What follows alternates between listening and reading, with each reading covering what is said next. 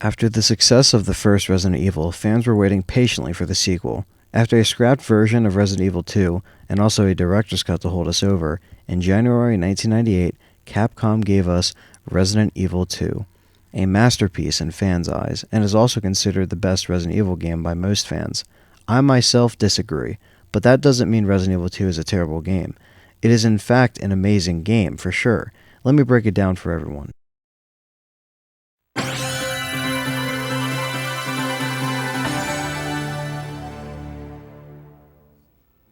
The game takes place 2 months after the events of the first game, and also takes place in the middle of Resident Evil 3, but we will get to that in the next review. If you haven't guessed, the setting of the game is Raccoon City, with the T-Virus outbreak infecting all of the citizens, and of course, Umbrella is held responsible.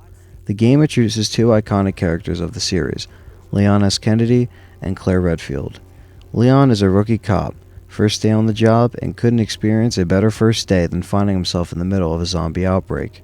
The second character, Claire Redfield, is in the city to find her lost brother, Chris.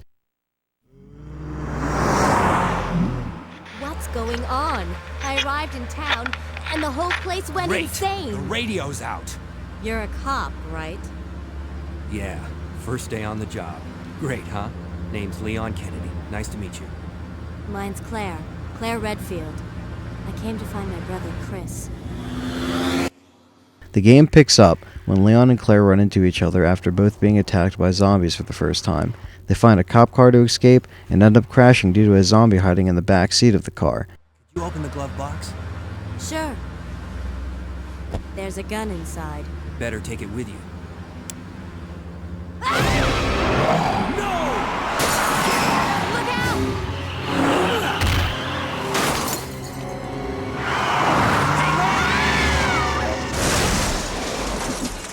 Plus an infected truck driver running into their car, causing an explosion that separates the two, and they both tell each other to head for the police station.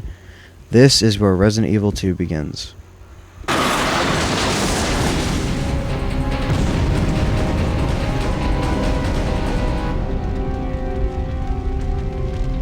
Claire! Leon! I'm okay. Head to the station. I'll meet you there. Okay.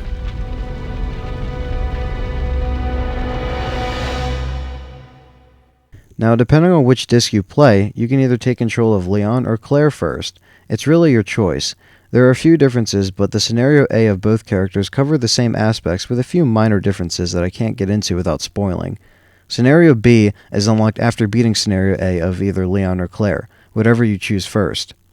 Scenario B covers what the other characters were doing while you were going through Scenario A, and covers the complete story.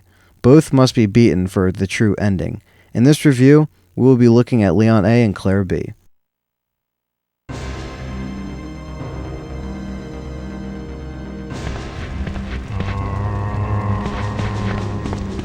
Now we dive into the gameplay, and right from the start we already see a big change. Capcom did a really good job designing the more open environments for the game, and it also suits the city approach.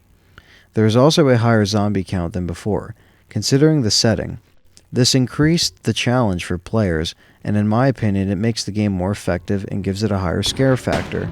This definitely feels like a more polished and fresh game, instead of rehashing the same thing from the original. The game didn't forget to expand on the weapon aspect as well. Considering the situation, you have handguns, stronger shotguns, SMGs, grenade launchers, and even magnums. Each scenario has its guns to choose from. There is also a pretty badass bowgun which kicks ass that they only give to Claire. The game also didn't forget to have its fair share of puzzles, which are still really easy but are very entertaining to solve and figure out. The game introduces a few different BOWs than before, one of them being the Lickers, which are just fucking creepy.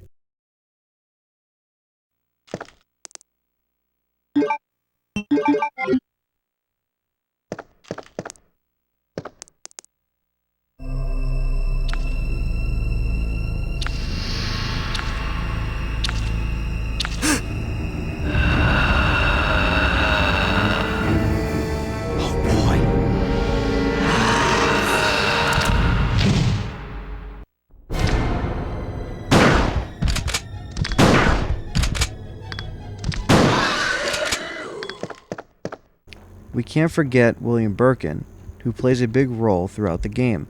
Without giving too much away about his character, he infected himself with the G-Virus to save himself and his work, and lurks around throughout the game in different forms that the G-Virus turned him into. We find out more about his character in Claire's scenario.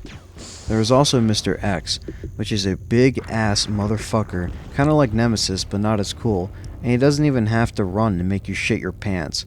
Just walks very slow and slams you down with punches. Oh, and there is also a big fucking alligator as well.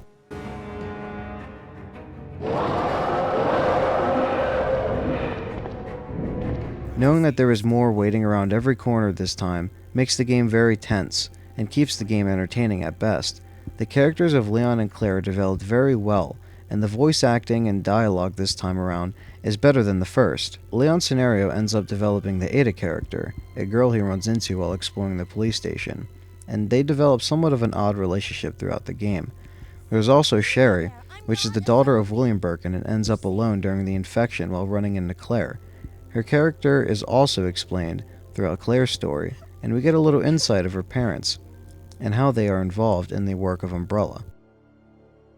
But all of these characters in the game play a very important role in the series in general. The game just sets everything up perfect, expanding the story, characters, and the horror that surrounds and overwhelms you throughout the game. There is really nothing like it. Seeing this review won't do it justice.